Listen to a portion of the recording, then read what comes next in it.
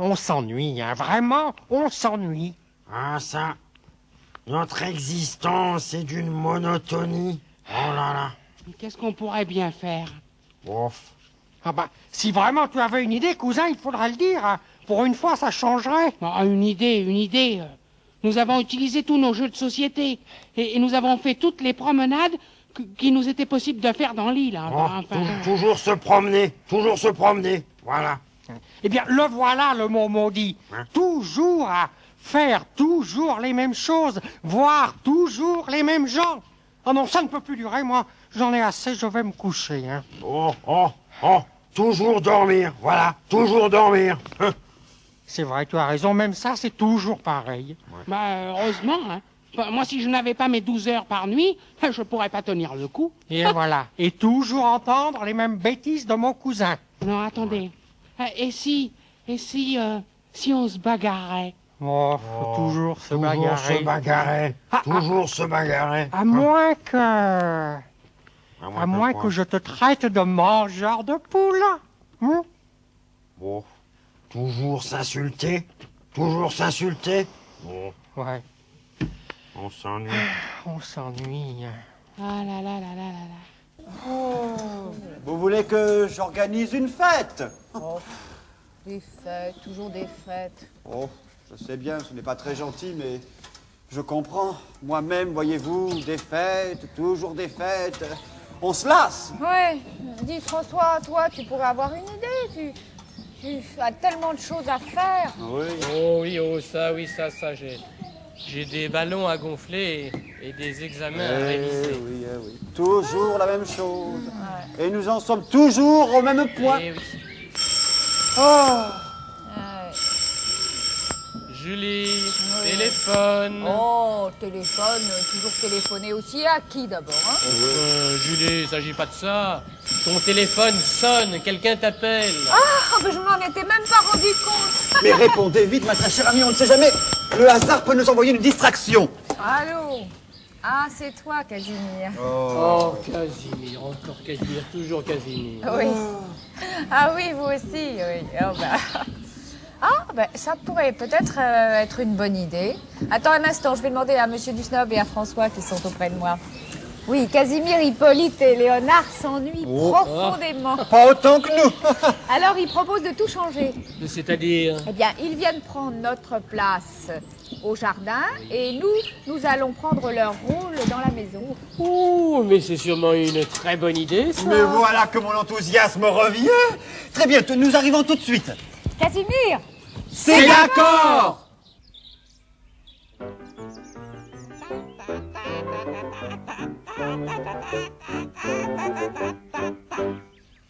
Regarde, Inès, ma mignonne, j'ai ramassé de beaux épis de maïs. Oh, il est gentil. J'aime beaucoup le maïs.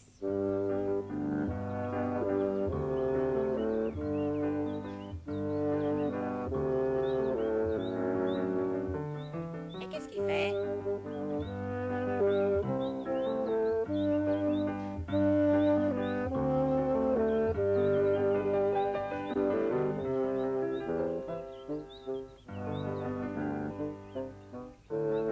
Mais qu'est-ce qu'il fait?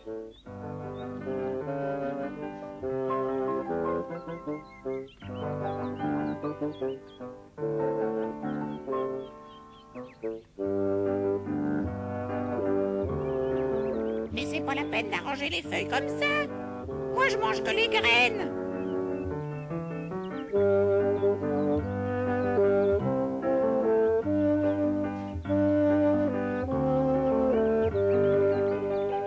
Mais qu'est-ce qu'il attend? J'ai faim, moi.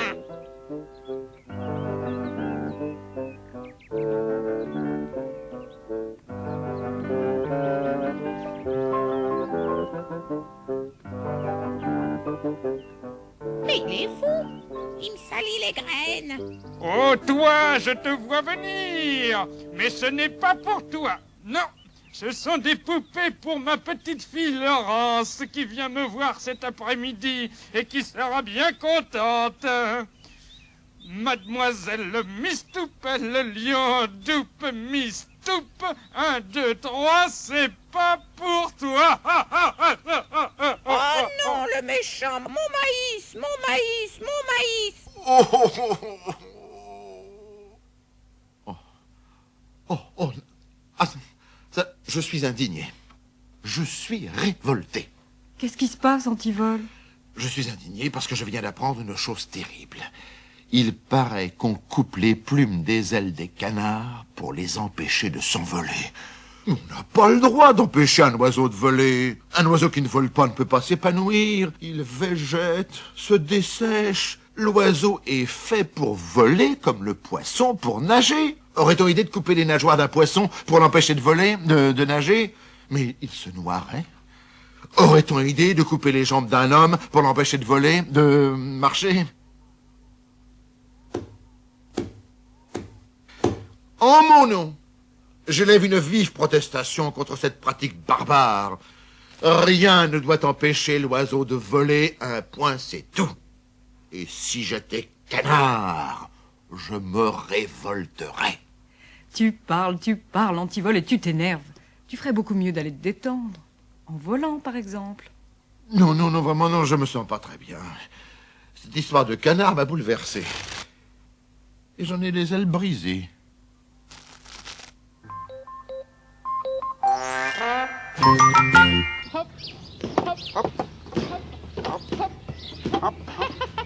C'est rigolo ce métier de marchand de ballon, hein.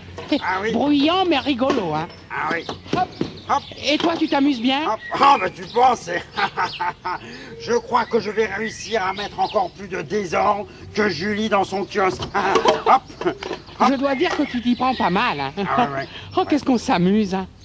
Je dois reconnaître que pour une fois, Casimir a eu une excellente idée. Ah ouais, tu te sens en grande forme? Ah, tout à fait. Ah bon. Attends, tu me permets de faire une petite expérience pour en être sûr? Et bien sûr, de quoi s'agit-il? Attention.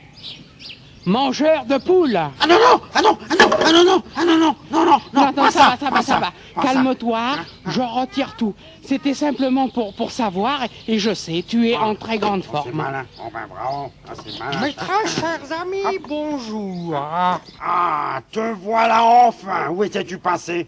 Je suis allé voir ma collection de sculptures. Tu veux dire celle de Monsieur du Snob? Mais bien sûr, idiot, c'est la même chose, puisque je suis Monsieur du Snob, tu es François, et Léonard et Julie. Bon, ben écoutez, continuez, monsieur du Snob, allez-y. Je disais donc, très cher ami, je suis allé voir ma collection de sculptures et j'ai soudain eu une idée géniale. Je les ai toutes regroupées en une seule pour faire une œuvre énorme, colossale, grandiose et positivement cosmique. Hé, Léonard, Ouais. qu'est-ce qu'il raconte? Ne t'en fais pas, Hippolyte, c'est souvent comme ça. Moins les gens ont de choses à dire, plus ils emploient des mots compliqués. Voilà, c'est tout. Ah bon? Tu as trouvé quelque chose, François? Une malle qui m'appartient. Enfin, tant que je suis Hippolyte. Voyons ce qu'il y a là-dedans. Ouh, des livres, mais c'est fantastique. Je vais classer tout ça. Vous n'avez pas vu le sel par hasard? Ah, il n'est certainement pas dans la malle, je viens de tout ranger. Oh. Vous savez que ces livres sont passionnants, c'est fantastique. Ah, moi je m'amuse comme un petit fou. C'est beaucoup plus passionnant d'inventer des gloubi-boulgas que de faire un bête et simple clafoutis aux cerises. Vous avez raison, monsieur Dusnob, c'est un des meilleurs après-midi que nous ayons jamais passé. Oh oui. Téléphone. Allô? Oui, oui, Casimir. Oh, oui, c'est formidable, hein? Ah bon, chacun prend sa place. D'accord, à tout de suite.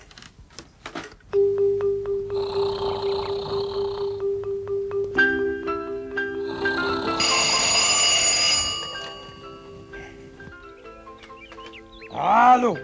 Pardon? Philibert le poulet? Non, je m'appelle bien Philibert, mais je ne suis pas un poulet. Hein? Comment? Je recommencerai pendant ma sieste de plus. Oui, je suis bien le 27-32. C'est moi qui vous ai demandé de me réveiller? Ah oui, vous êtes le service du réveil téléphoné, excusez-moi, oui. Mais je ne suis pas un poulet. J'ai horreur que l'on me traite de poulet et que l'on me réveille pendant ma sieste. Et ça, il faut bien que tout le monde le sache. Je vais d'ailleurs envoyer un mot immédiatement à tous, ainsi rédigé. Premièrement, il est interdit de me traiter de poulet. Deuxièmement, il est interdit de me téléphoner quand je fais ma sieste. Et pas seulement quand je fais ma sieste d'ailleurs. Troisièmement, il est interdit de me téléphoner quand je prends mon bain. Je continue. Quatrièmement, il est interdit de me téléphoner lorsque je prends mes repas. J'ai horreur de manger froid et il n'est pas poli du tout de parler la bouche pleine, même au téléphone. Voyons, je n'oublie rien.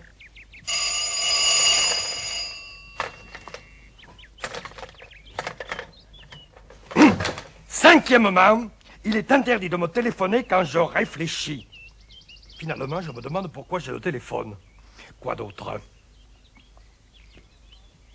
Sixièmement, il est interdit de me dire que j'ai un grand bec.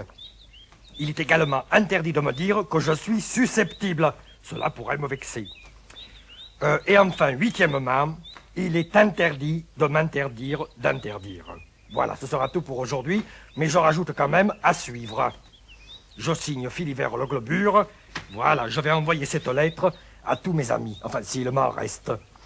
Ils sauront à quoi s'en tenir. Non mais, enfin, c'est vrai, voyons. De même, pas exagérer quand même, voyons.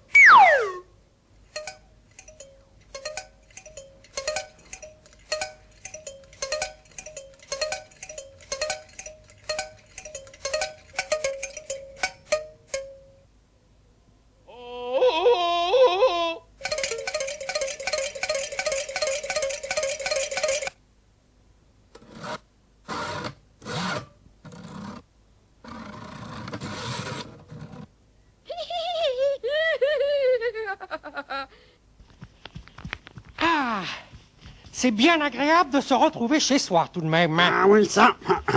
Retrouver chaque chose à sa place. Ah tiens, où est passée ma brosse à oreilles? Oh, mais ma malle de livres? Hein? Mais pourquoi sont-ils tous sortis? Oh, j'avais eu un mal fou à les ranger. Ah, Berk! Ah, quelle horreur! Ceci est la mixture la plus épouvantable que je n'ai jamais goûtée. Ah bon? Fais-moi goûter ça. Si tu trouves ça très mauvais, j'ai une chance de trouver ça très délicieux. Oh, bah, si tu veux, ça a l'air tellement mauvais. C'est certainement une nourriture pour renard. Allez, goûte. Hein? Alors? Qu'est-ce qui t'arrive, petit renard? Tu ne te sens pas bien? Ah, bah, c'est bien ce qui me semblait. Ce n'est même pas bon pour un renard. Ouais, ben moi, ça me fait penser que c'est bientôt l'heure du dîner, hein. Voilà. J'ai commencé à avoir une faim de tyrannosaure, moi. Oh, cet imbécile de Dusnob a vidé mon placard. Il ne reste aucune provision. Tu n'as plus rien, toi, Léonard? Mais je ne sais pas, moi. Julie a mis de l'ordre à sa façon dans ma malle et je ne retrouve plus rien. Oui, ben ne te plains pas trop, hein. Moi, j'ai tous mes livres à ranger. Oh, quelle sale journée, hein. On est si bien d'habitude. Cette idée de changement, pour une bête idée, c'était une bête idée, hein. Je vous propose d'aller leur dire 2 mots à tous les 3. D'accord? D'accord. Allons-y. Au, au.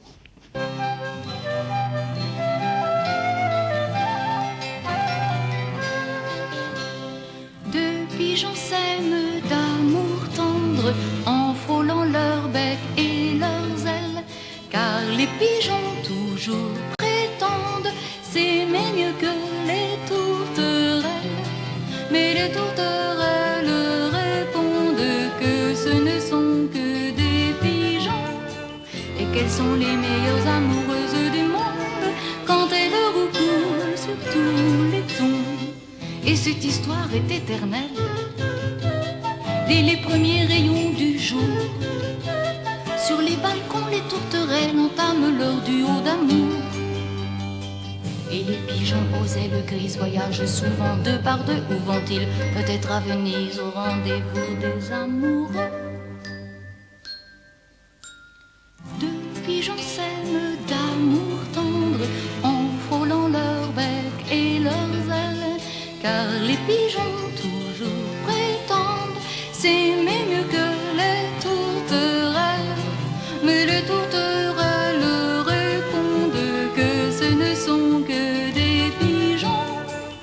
qu'elles sont les meilleures amoureuses du monde quand elles recoulent sur tous les tons. Les pigeons sont un vrai voyage, quelquefois comme le facteur. Ils s'en vont porter des messages à ceux qui ont la peine au cœur. Et les tourterelles bavardes disent qu'il faut rentrer chez soi sur le rebord de nos mansardes ou les corniches de nos toits.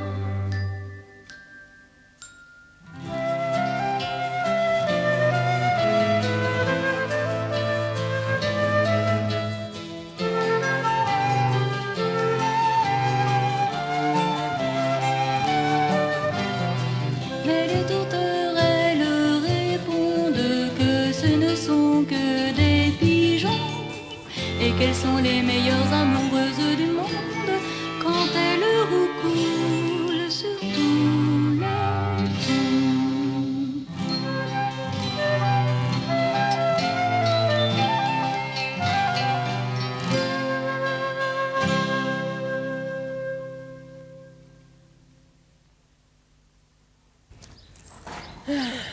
Ah, vraiment, Julie, quelle idée tu as eu d'accepter cette folie de Casimir. Bah ça alors c'est incroyable. Tu n'arrêtais pas de gémir. C'est toi qui as été le premier à applaudir cette idée, tu exagères. Peut-être, Julie, mais je pouvais quand même pas prévoir que Hippolyte allait crever presque tous mes ballons. Ah bah si tu crois que ça m'amuse de ramasser tous les bonbons que Léonard a éparpillés autour de mon kiosque. Quant à l'intérieur de mon kiosque, alors là, c'est un vrai tremblement de terre. Oh là là, mes très chers amis, si vous saviez. Si vous saviez. Ah. Chez vous aussi, monsieur du snob, c'est la catastrophe. Oh là là là, Casimir a mis toutes mes peintures dans un coin comme ça en tas. C'est affreux. Oh, mais alors il n'est pas question de laisser passer ça, hein. Julie, tu as parfaitement raison, il faut agir. Je vous suggère que nous allions leur dire notre façon de penser. Tout à fait d'accord. Ah. Allons-y. Bon, c'est pas la peine, et les voici, regardez. Ah, et puis alors, nous n'acceptons pas d'excuses. Ah non, non. Attendons-les de pied ferme. Allons-y. Monsieur du snob, j'ai à vous parler. Ça tombe bien, Casimir, moi aussi. Ah oui, et pour toi, François, il va falloir que tu t'expliques, hein. Ah oui, eh bien, Hippolyte, ça va te chauffer les oreilles. Ah, Viens ici. Ah, te voilà, Léonard. Alors, Casimir, hein?